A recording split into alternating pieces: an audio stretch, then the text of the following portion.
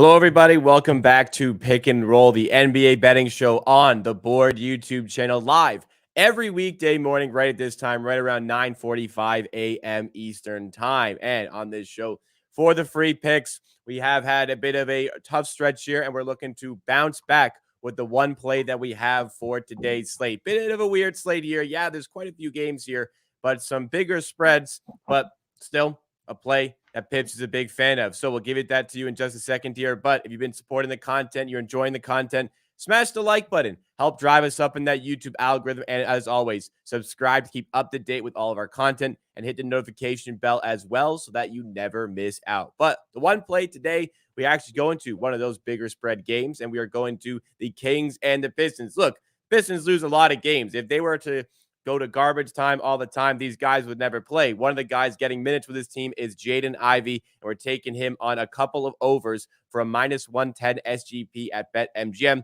As always, shop around. A place like ESPN Bet will have a better price on this one, but we're taking Jaden Ivey over 13.5 points and over 3.5 assists. We track this at BetMGM to make it nice and easy for everybody to have access to it, and that is what we will have for this one. All right, Pips, we go over to you for the handicap on this one. Tell us why we're going to be back in Jaden Ivey today. Yeah, we are going to Jaden Ivey because Kate Cunningham is out. Since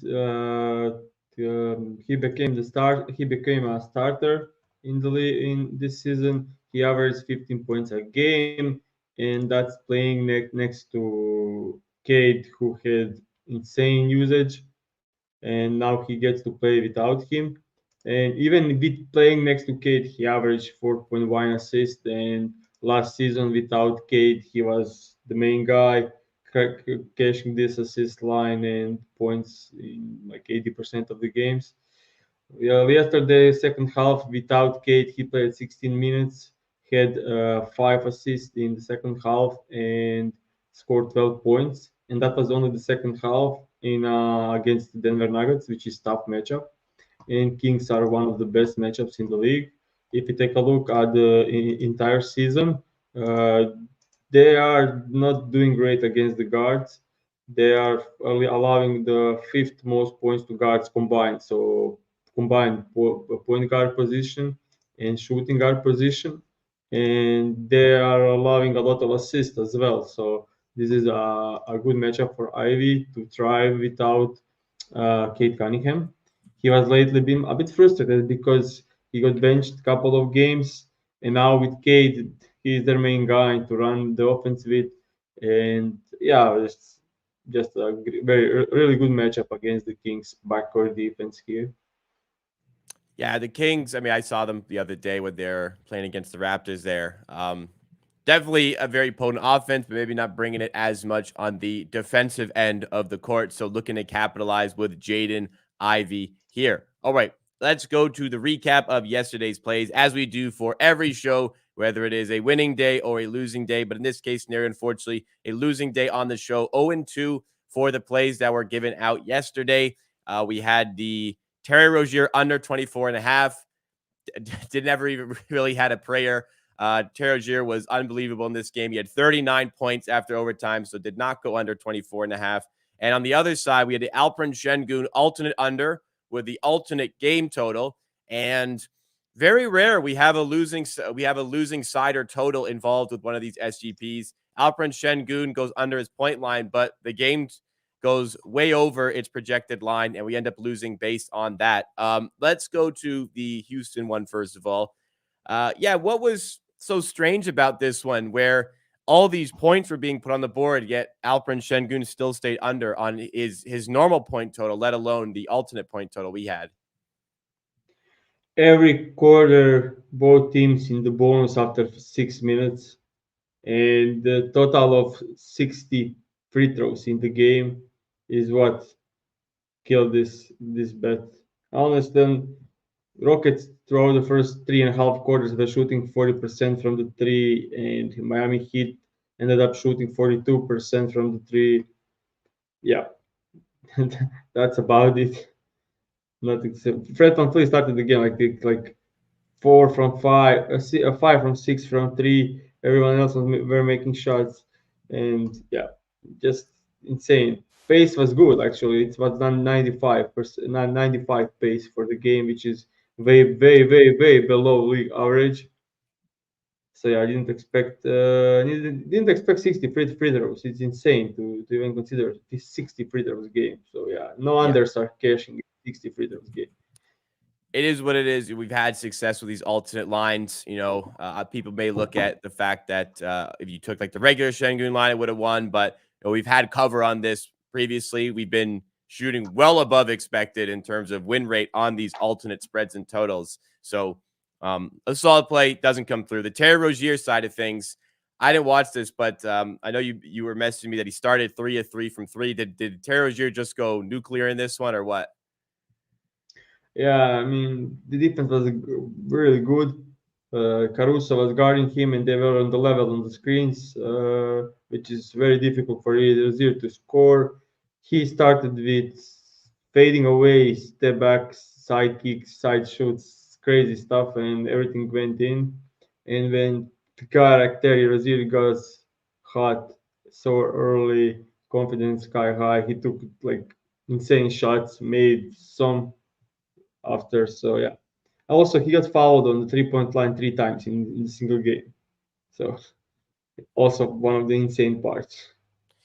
Yeah. So unfortunately, I mean, he didn't need overtime, but Terzier crushes this line. So we hope to bounce back and start to get a good week in with the Tuesday bet that we have today. But we spoke about the Kings' poor defense earlier. Another team that's been seriously struggling on defense this season is very surprisingly the Milwaukee Bucks. They are 22nd in the NBA in defensive rating. And I feel like there's so many questions about this team, and they've been slandered a lot this season. Yet there's still 25 and 12, second in the Eastern Conference. 25 and 12 would be right up there in the Western Conference as well. Do you think that the Bucks can continue to play defense as poorly as this and still be a threat to go far in the postseason, or do you think something needs to change? Well, they always playing their deep drop coverage with Brook Lopez, and if Brook Lopez is on the floor, that's the coverage you will play. So unless they go off Brook Lopez, they'll continue playing this way. And with poor backcourt defense, there is no way they can have above average uh, defensive rating, especially with the pace they are playing. So yeah, this one will be, can our offense beat the defense? Can we score more than we allow? And so far this season it worked well. They win in close games, but yeah, it's sick to see some teams like Wizards putting 125 on them.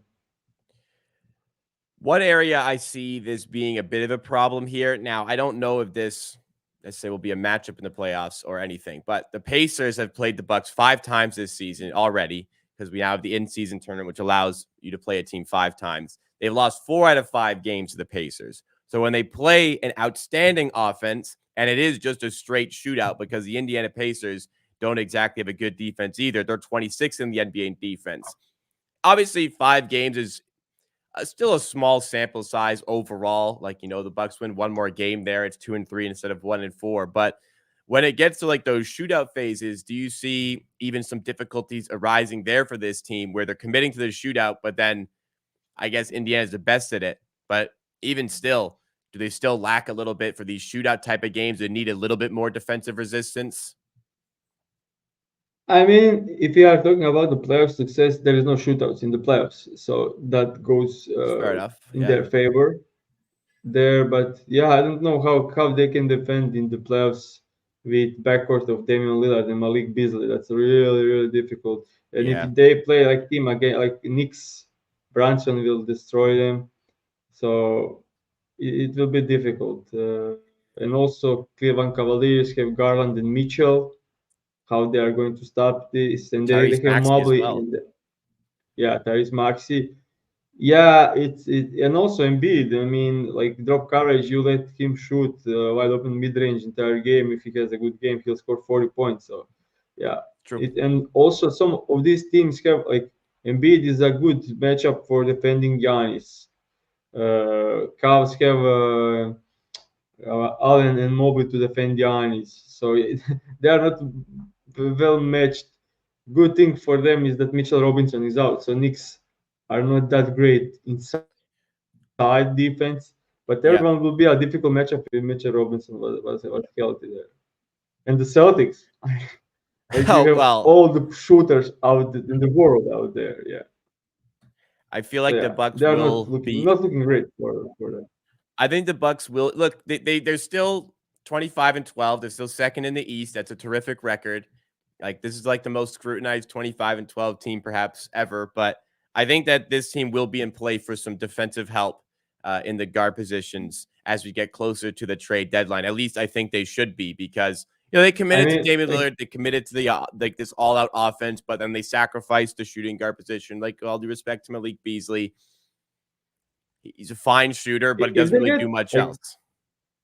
just imagine like if they get like one guy, like Yeah. one guy can change this team from Like like being 22nd to being top 10 or like, KCP and comes to that's mind. Like obviously they're not going to get yeah, him. The Nuggets will trade, Caruso. but Like that type. yeah, I think Bulls will soon be sellers, and I think Caruso, yeah. Caruso will be the most wanted guy in the entire league.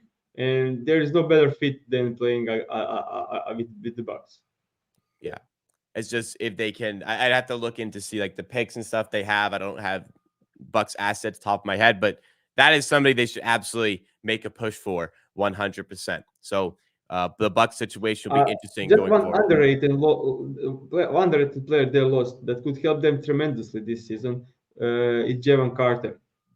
Great Yeah. shooter, great point of attack defensive player. So yeah, that was a bit under the radar loss, but I think he will help them tremendously this season if he was still there.